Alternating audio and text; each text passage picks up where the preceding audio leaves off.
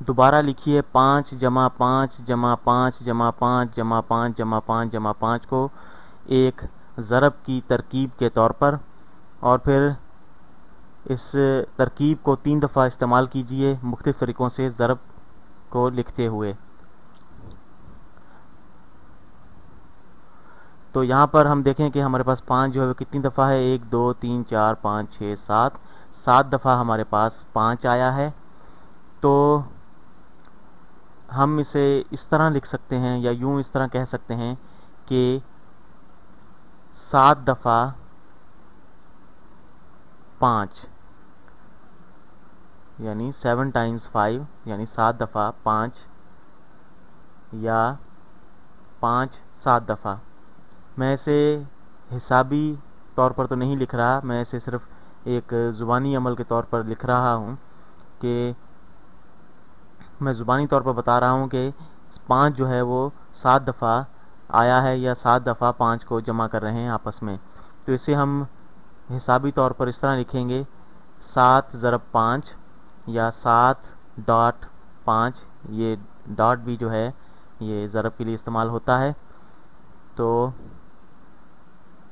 इसे इस तरह भी लिखा जा सकता है कि 5 ज़रब 7, और इसी तरह जो है हम इन्हें बदल कर लिख सकते हैं कि 5 दफ़ा 7।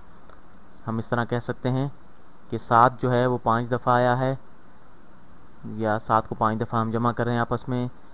इसी तरह 5.7 इसे इस तरह भी लिखा जा सकता है। इसे ब्रैकेटों में भी इस तरह लिख सकते हैं, 7 ज़रब 5 और 5 ज़रब 7। ये दो ब्रैकेटों में जब इन्हें लिखा जाता है तो इसका मतलब भी यही होता है कि ये आपस में ज़रब हो रहे हैं।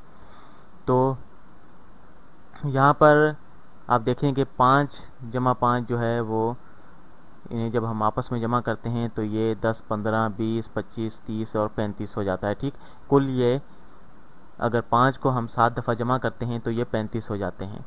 तो इसी तरह 5 7 ज़रब 5 भी 35 के बराबर है, 5 ज़रब 7 भी 35 के बराबर है। ये 7 ब्रैकेट और 5 ब्रैकेट जो है ये भी 35 के बराबर है। इसी तरह 7.5 जो है ये भी 35 के बराबर है, 5.7 भी 35 के बराबर है, 5 और 7 ब्रैकेट में ये भी 35 के बराबर है। तो हम अगर इसे यूँ कहें कि 7 जो है वो 5 दफ़ा आपस में जमा हो रहा है, तो ये इसके बराबर इस तरह भी हो सकता है कि 7 जमा 7 जमा 7 जमा 7 जमा 7। हमने ये 5 दफ़ा 7 को आपस में जमा करें तो ये भी 35 के बराबर ही होता है। ये तमाम तरीके जो ऊपर मैंने लिखे हैं, ये इन सब का जमा जो है, इन सब का जो हासिल है वो 35 ही होता है। इन्हें हम इन मुख्तलिफ़ तरीक़ों से लिख सकते हैं।